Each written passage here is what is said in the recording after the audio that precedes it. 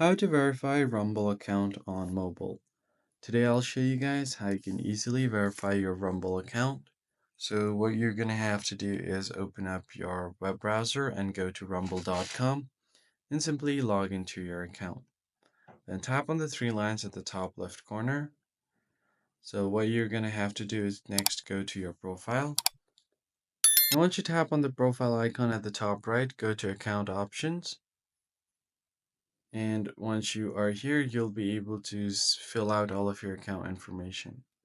Then, if you scroll down here, you should be able to enter all of these details to verify your account. So, enter your full name, street address, state or province, your zip code, phone number. So, if you verify your phone number, you should be able to verify your Rumble account. Go ahead and enter all of these details, and they will send you a verification code on your phone number, and then you should be able to verify your account from there. If this was helpful, be sure to like the video down below and subscribe to the channel. I'll catch you in the next one.